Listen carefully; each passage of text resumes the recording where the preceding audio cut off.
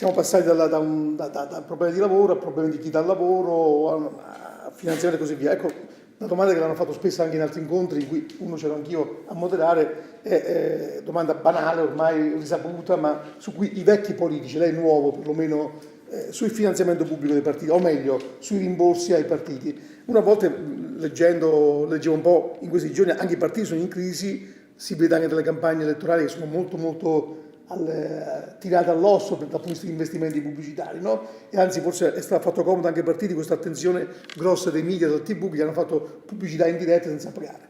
Però si legge di partiti che hanno nelle fondazioni che gli sono accanto hanno dei depositi enormi, non faccio nomi, ma quelli che sono piccoli partiti che hanno 50 milioni di euro in cassa, 300 milioni di immobili di patrimonio. Allora, lei entra vergine in questo mondo.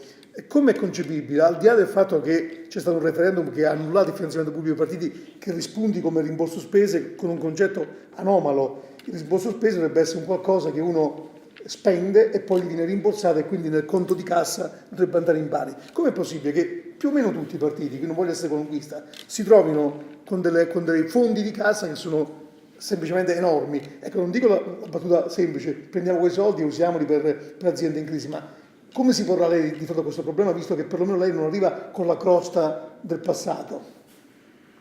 Io credo innanzitutto che bisogna andare assolutamente avanti nella riduzione dei costi complessivi della politica, a partire anche dalla riduzione del numero dei parlamentari e dalla riduzione dei trattamenti dei parlamentari. Quindi questo è un punto, a mio avviso, fondamentale che si dovrà fare anche legandolo a una riforma costituzionale. Ad esempio, noi abbiamo due Camere che sono paritarie, Camera e Senato, entrambe hanno ruoli legislativi, questo non sta più in piedi, è un inutile aggravio che complica anche la vita pubblica, istituzionale, e tante volte aumenta appunto la burocrazia. La Camera diventa l'Assemblea legislativa unica, può diventare di 400 persone, il Senato diventa il Senato delle autonomie e delle regioni ed ha un compito diverso, che è quello di far dialogare, diciamo, verificare la compatibilità delle leggi regionali con le leggi dello Stato. Per quanto riguarda i partiti, a mio avviso ho fatto un discorso molto chiaro e molto netto. I partiti sono previsti nella nostra Costituzione, quindi sono un organo, diciamo, una modalità di rappresentanza che io credo sia espressione di democrazia, e quindi è bene salvaguardarli. Però ci vuole una normativa, una vera e propria legge che li regoli in maniera molto più rigorosa, sia nelle funzioni democratiche, no? E quindi da questo punto di vista i partiti devono essere organizzazioni democratiche, no? E qui abbiamo ultimamente, come vediamo, invece una tendenza che i partiti diventano i partiti di questo o di quello, non delle persone che vi partecipano. E poi dentro questa regolazione anche della democrazia dei partiti ci deve essere una modalità molto rigorosa, per cui le spese che rigorosamente servono per la democrazia, diciamo così, cioè creare momenti di partecipazione alla vita dei partiti e non di mantenimento dei partiti e non di mantenimento dei gruppi consigliari, queste cose qui che sono stati degli errori che non si devono più ripetere, ci sia anche quindi una forma di finanziamento molto circoscritta al fatto che quello che serve per far partecipare la gente è giusto che venga in qualche modo anche previsto come un finanziamento, ripeto, molto rigoroso, ben documentato e senza che in nessun momento si possa confondere con la gestione dell'attività politica, che è un'altra cosa e riguarda poi la libertà e anche i trattamenti dei politici che avranno dei compiti. Quindi io penso a una norma di legge che si può fare rapidamente, chiara, trasparente, con forme di bilanci, con forme appunto di eventuale sostegno a queste rigoroso a queste forme di democrazia, che possa permettere ai partiti di essere quell'organo costituzionale che serve alla democrazia.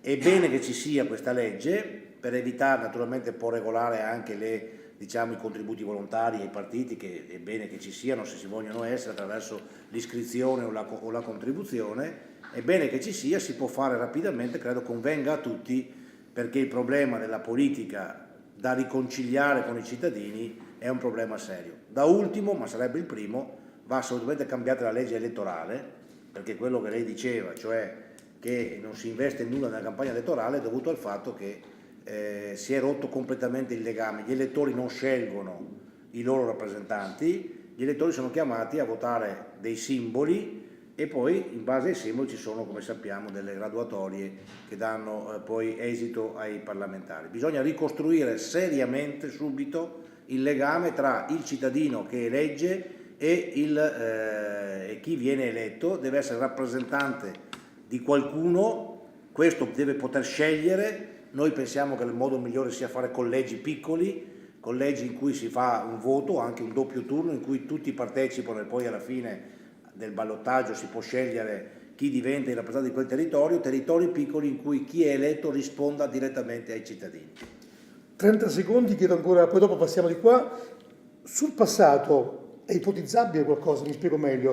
Sono stati tassati i cittadini, quelli più facilmente tassabili, quindi redditi noti o patrimoni noti, però su questa marea, questa quantità, ripeto, non è corretto fare qui nomi in assenza di... ma tu, se sommassimo le cifre che hanno in cassa i vecchi partiti, anche quelli non più esistenti, superiamo facilmente il miliardo di euro. Si riesce a fare legalmente qualcosa per fare in modo che questo patrimonio, che non sarebbe comunque logicamente dovuto, perché cosa sta in fondazioni che non esistono più, da qui 1000 scandali, quindi si può fare qualcosa, come legislatore potrà proporre qualcosa, è fattibile tecnicamente? A me si parla di un miliardo, non si parla di spiccioli, un quarto dell'IMU, tanto per fare dei numeri, no? Questo, diciamo, è dal punto di vista dell'impostazione è sicuramente una cosa che soldi in cassa, non parli soldi spesi. Può essere fatta. Io mi riservo semplicemente, appunto, come diceva lei, non faccio parte, anch'io so, quindi proprio non conosco, eccetera, però è stata molto efficace quella scelta, poteva essere anche più forte, ma intanto è stato un primo passo. Qualche mese fa, quando il Parlamento, in un sussulto anche di rapporto con la realtà civile, ha deciso di dimezzare il finanziamento pubblico dei partiti e di devolvere le quote, alla ricostruzione delle aree terremotate, e fu una scelta secondo me molto lungimirante. Quindi io credo che questi che lei appunto chiama avanzi di patrimonio, avanzi di cassa, risorse disponibili, sì, anche di credo partiti non più esistenti, non sia assolutamente scandaloso. Naturalmente fatte salve le prerogative di ognuno, in questa legge che viene fatta cercare di destinarli a utilizzazioni che siano più consone, più regolate, più pubbliche, e anche per esempio a rispondere a problemi di pubblica utilità. Ne abbiamo tantissimi, abbiamo solo l'imbarazzo della scelta. Per esempio c'è tutto il tema del sostegno al volontariato, del sostegno alle attività, come dicevamo prima, della lotta alla povertà, al sostegno anche di possibili casse di solidarietà per lavoratori, cittadini, imprenditori che sono nella situazione che qui abbiamo raccontato. Ci può provare a fare un ragionamento. Ripeto, io non mi fermo la qui, mia domanda era proprio di curiosità, era più un appello magari, perché visto però si legge di cifre enormi, no? Un punto fermo per il PD è una legge rigorosa, trasparente, che regoli la vita dei partiti, perché come le dicevo abbiamo tanti fenomeni. Questo più clamoroso è i costi, ma ci sono anche i meccanismi interni di funzionamento, ed è bene che i partiti rispondano alla logica della Costituzione. Sono strumenti di democrazia e non strumenti, di populismo o di altre cose. D'Angelo, vado un po' sul discorso sprechi, così anche lo spunto lei forse, anche torniamo un po' sul territorio e sui sprechi. Sì, ma può aggiungere anche la mia domanda, non presuppone che lei risponda rigidamente a quello che chiedo, no? Sempre nell'ambito degli sprechi, lei so che ci tiene anche ad affrontare l'argomento. Lei segue tante aziende, in particolare AIM, settore mobilità. In questi giorni è venuto fuori che gli operai che dipendono da AIM Bonifiche, che è al centro anche di un processo in corso a Vicenza, che ha avuto tanta risonanza in fase di indagine, ma nel momento in cui si è andato a celebrare nessuno ne parla più. Riguarda un ex presidente di AIM, riguarda consulenti, riguarda il management per quanto riguarda la parte civile. Ecco, in questi giorni è arrivato un comunicato dalla Filctam CGIL di Venezia in cui hanno detto che questi operai vengono abbandonati a se stessi, a fronte di parallelamente un esposto alla Corte dei Conti che va a documentare, poi è un esposto quindi, ma usando dati dell'azienda, 14 milioni di euro di sprechi per far vivere e sopravvivere proprio AIM Bonifiche, una società inattiva ma che è costata per il semplice fatto di esistere 14 milioni di euro. 14 milioni di euro forse sprecati, ma ci sono, perché è la stessa azienda che l'ha chiesto come indennizzo a uno dei protagonisti, e degli operai che perdono il lavoro. prenda un po' spunto da queste considerazioni, oltre a quelle fatte dal senatore, per entrare un po' nel merito. No, io voglio essere... Vabbè, No, non la cosa specifica, però... Non sono ancora non è senatore. ancora No, senatore. ma già, diciamo, A proposito- no, no, scusi, in base a Porcello, il numero Vediamo, 1... vediamo, no, non sono il numero 1. Cos'è il numero? Mi ripeto, il numero 3. Domani sera, lunedì sera sapremo, dai, forza. Il 52% grill la esalta, ma sul 25% è dura, no? È un augurio. Allora, io voglio essere giusta più prudenza. radicale di Santini perché non perché sono della mozione 2, attenzione. L'ho spiegato in modo che... No, siccome mi ha presentato... No, perché quando noi chiacchieriamo, no, intorno ad un tavolo, poi, sai, tutto è molto bello, cioè facciamo proposte, eccetera, eccetera. Bisogna capire poi nella fattibilità poi come questi percorsi vanno fatti, sono complicati, no? Ora, noi abbiamo un gran problema in Italia, c'è un problema di legalità, cioè tutto si è ribaltato e c'è una nausea sociale, scusate magari se i termini sono forti, no? Cioè da parte del popolo, da parte dei cittadini, nei confronti praticamente di ciò che è stata la gestione politica ad oggi. E se ci sono le piazze piene da grillini, Piazza dei Signori, insomma, ha fatto 6-7 mila persone, no? Ecco, dobbiamo porci il perché, no? E attenzione perché questa disaffezione alla politica può portarci poi, può peggiorare la situazione. Quindi dobbiamo recuperare la fiducia, per recuperare la fiducia noi dobbiamo dare delle risposte immediate. Quindi legalità, democrazia sicuramente, no?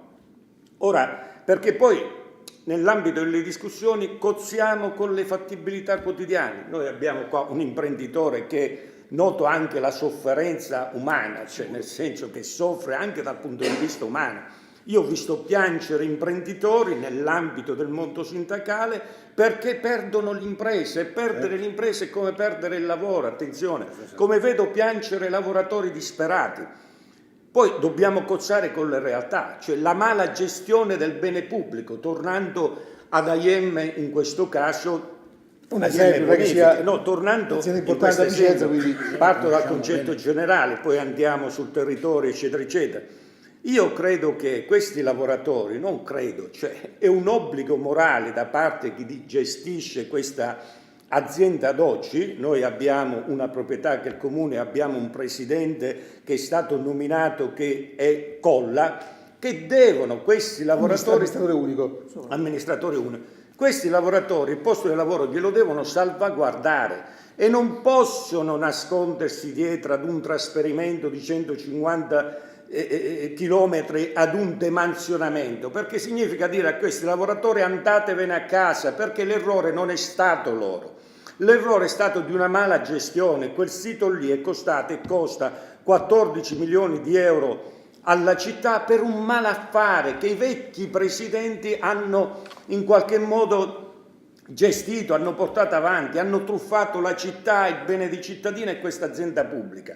Quindi non devono pagare i lavoratori. Cioè quei lavoratori, il lavoro deve essere salvaguardato, in qualsiasi modo non possono essere demansionati e io sono con loro. E che i presidenti di adesso si prendano le responsabilità, se hanno coraggio, anche del disastro che i precedenti hanno lasciato. Da giornalista faccio notare, non voglio andare in argomenti specifici perché è di Marostica, non è che segue direttamente le cose, però è chiaro, io da giornalista dico che è vero che i presidenti sono cambiati, però è vero che una parte consistente, il vertice gestionale è lo stesso da 20 anni, quindi probabilmente qui ci sembra un pochettino di andare a fondo, però questo è un discorso un po', ripeto, non perché il vertice è lo stesso, non è che è cambiato l'amministratore, ma certi personaggi sono gli stessi, magari perfetti, ma comunque non spreco. Torno un po' lui, poi ti ritroviamo. Allora, in questo mondo di spreco elettrico, che tu hai detto che, ti ho detto che ci conosciamo al telefono, scusa, ma che soffre, lui ci ha contattato in questo modo, lo racconto per chi ci ascolta, ci ha contattato inviandoci una mail, perché non conoscevo, e dicendo: caro direttore, ho scritto a un sacco di giornali, nessuno affronta il caso, perché un imprenditore che si è ucciso, che si uccide, fa notizia, uno che potrebbe essere ancora salvato non fa notizia fino a che non si ammazza. È quello che mi colpì, che era quasi un appello, dice, perché si fa notizia la tragedia avvenuta, non ci si impegna nell'evitare che magari non che sia come i giornalisti evitare le tragedie, no? Però lui si lamentava di questa cosa, gli do un po' la parola perché in quel senso accetto i complimenti, ma penso che sarebbe dovere di tutti, se si viene a conoscenza di certe cose, andare a indagare. Poi dopo, ripeto, lei può aver torto, può aver ragione, però mi colpì quella frase, sui giornali sparati i titoli quando qualcuno si ammazza, che sia un operaio o che sia un imprenditore, ma quando c'è un problema nessuno se ne occupa, quando ancora potrebbe essere gestito. È passato un anno e mezzo, abbiamo scritto, ma non è successo molto, se non che non sia che il fatto che lei sia conosciuto un po' di più. Ecco. Sprechi e visibilità, perché pure quella serve oggi purtroppo, visibilità del problema, no? Non per la pubblicità. Beh, da parte mia il messaggio, diciamo, per la politica, al di fuori di ottime proposte che posso anche condividere, ma è anche di fare funzionare quello che noi oggi abbiamo, perché molto spesso pensiamo al futuro, non pensiamo a quello che abbiamo già in casa. Abbiamo degli strumenti che potrebbero funzionare se ci fosse la legalità, della quale parlava anche il mio vicino sindacalista. La legalità, moralità, è per questo che considero veramente che l'Italia abbia perso completamente la bussola. Ci sono situazioni che sono veramente semplici. Faccio un esempio. Se il codice civile dice che un avvocato non può fare il sindaco di una SPA, di una banca, e lo fa, ci sarà qualcuno che può fermare questa cosa assolutamente illegale? No, io ho ricevuto anche da un ordine di avvocati l'archiviazione del mio esposto, ma senza nessuna motivazione. A prescindere dal caso specifico, direttore, questa ovviamente non è una cosa così grande, così importante, Ma sono tante però è cose una piccole piccola che fanno. cosa. Se ci sono comunque banche che per fare fallire un'azienda, nonostante abbiano comunque il loro, attraverso degli espropri, abbiano ottenuto quello che loro avanzavano, ma la fanno fede lo stesso, è loro diritto, potrebbero farlo legalmente, ma c'è qualcosa che non funziona lo stesso, cioè l'ipotesi strumentale è assolutamente ovvia e quindi tutte queste cose non interessano assolutamente l'opinione pubblica, non interessano i giornali, non interessano le associazioni di categoria, non interessa a nessuno, per cui passa tutto in un silenzio. Allora, le mie cose probabilmente rispetto alla grande onda nazionale di crisi è poca cosa ovviamente, ma potrebbe essere veramente una cosa generalizzata e questo vuol dire non far funzionare. Allora va benissimo pensare alle leggi future, ne abbiamo già tante, una in più potrebbe anche aiutare, anche no dico io, ma comunque potrebbe aiutare sicuramente, ma pensiamo anche a far funzionare quello che noi abbiamo già, con un po' di legalità e questo vale per tutti noi imprenditori, perché anche gli imprenditori non sono scevri da responsabilità, vale per tutta la popolazione, ma vale soprattutto per le associazioni di categoria, per la politica e per la politica. Santini, un commento. Perché... Sì, io concordo con entrambi gli interventi che abbiamo ascoltato, cioè è vero che c'è questa nausea ormai diffusa rispetto a illegalità altrettanto purtroppo diffusa e anche esibita, abbiamo visto spettacoli anche sia sul mondo politico, ma purtroppo non solo, abbiamo visto anche in questi ultimi tempi anche fatti economici insomma molto gravi. I cittadini si sono fatti l'opinione che siano un po' tutti uguali, ci sia una sorta di caduta complessiva di moralità, di legalità e questo va assolutamente contrastato, cioè, ecco, il punto è che ci vuole, come dire, una grande determinazione per farlo, il processo è arrivato alla fine e alla fine è un processo che ha creato questo senso appunto di nausea, di distacco, di abbandono, di addirittura attacco alla politica per questi errori giustamente no, che sono stati denunciati. Dipendono da molte cause, bisogna avere anche l'umiltà da parte della politica di sottoporsi a questa accusa. La risposta però non è una risposta che tutto si può fare come qualcuno propone distruggendo tutto. Qui il problema è che bisogna seriamente riprendere in mano l'idea di come governare questo paese, di come governarlo con principi e con comportamenti più giusti, meno compromessi con questa illegalità di cui abbiamo parlato, cercando di valorizzare quello che esiste di buono, c'è molto di buono, noi abbiamo un patrimonio di aziende positive, di lavoro, per esempio il Veneto è la regione d'Italia in cui è più forte il volontariato sociale, quindi abbiamo tante realtà positive che possono essere valorizzate e dobbiamo correggere con forza questi gravi errori. Io concordo con gesti anche forti, esemplari. Per esempio, io credo che i primi 2 atti della legislatura che si aprirà, il PD si candida a governare, auguriamoci che questo possa succedere, siano proprio da fare su questi 2 aspetti: da un lato rilanciare la possibilità di creare attività economica e lavoro, e dall'altro un forte intervento sulla moralità, sia per quanto riguarda la riduzione dei costi dei privilegi della politica. La politica deve tornare a essere un servizio, non un privilegio, quindi anche noi faremo delle scelte come parlamentari, se saremo parlamentari, molto nette,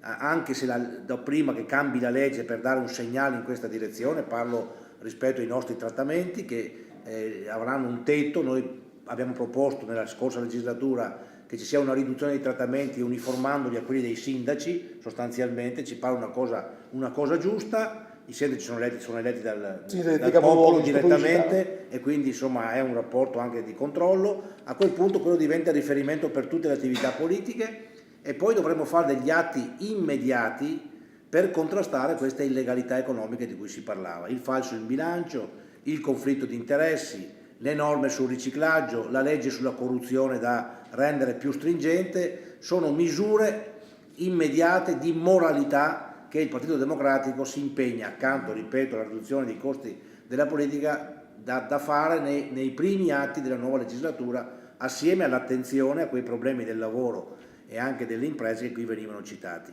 Sull'episodio specifico credo che sia importante questo, capire esattamente cosa è successo, e io credo, e mi impegnerò anche se sarà possibile, perché ci sia anche in qualche modo una mobilitazione anche del tessuto associativo delle imprese, perché giustamente, come dice il nostro imprenditore che ha parlato, la cosa che non funziona bene è che di fronte a una, diciamo così, chiamiamola pure col suo nome, insomma una tragedia come questa che determina la chiusura di un'attività che invece aveva possibilità di crescere, tutti si devono mobilitare per vedere come si possono trovare le risposte e le soluzioni. Abbiamo bisogno in questo momento di politiche per favorire le attività economiche, le imprese, gli investimenti, e per creare nuovo lavoro. Non possiamo accettare di perdere quello che c'è per motivi che forse potevano essere affrontati in un altro modo. Le ridò 30 secondi, anche se poi lei è molto brava, penso un po' di più, ma so che è difficile fare questi argomenti qua. E prendo spunto da una osservazione che ha fatto Orbostre prima. Diceva: una legge in più può far bene, però ci sono tantissime leggi. In Italia penso che il problema c'è un eccesso di leggi. Il problema penso sia l'applicazione delle leggi, perché penso che sia uno degli stati in cui di carta in cui sono scritte norme e contronorme sono tante. Cosa si può fare per fare in modo che veramente vengano applicate? Lei prima accennava anche una cosa: in ambito civile magari andare a prevedere le forme di quella che si chiama la mediazione, no? La mediazione civile però è stata fermata adesso in dalla Corte Costituzionale. Ecco, ma perché leggi ce ne sono, non vengono applicate?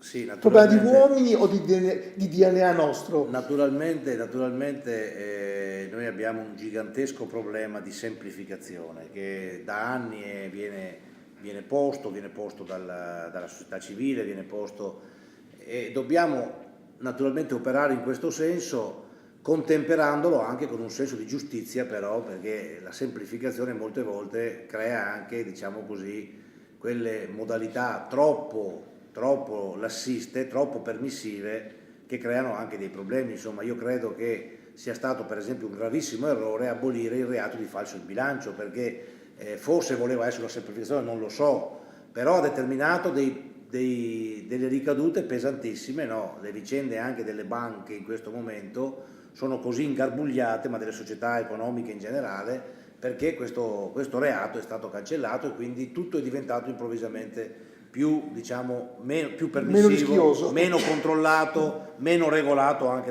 quindi il problema è semplificare, ispirarsi anche al buonsenso, diciamo, alla capacità di risolvere i problemi, per esempio prima del giudizio della legge, quindi la mediazione, la conciliazione, forme, diciamo, di giustizia civile più elastica, di accordo civile, di accordo più, diciamo, più gestito, una forma anche di sussidiarietà positiva, insomma, che è possibile. Naturalmente sempre però essendo molto fermi sui principi fondamentali. L'attività economica va sempre favorita, ma per esempio io vedo 2 paletti fondamentali, no? La legalità da un lato, la sicurezza per esempio del lavoro e dell'ambiente dall'altro. Sono 2 elementi che vanno sempre preservati nella semplificazione che si deve fare, ma avere i fondamentali, i riferimenti precisi, magari con norme più semplici, magari con norme meno, diciamo così, arzigogolate, però questi due elementi vanno sempre garantiti.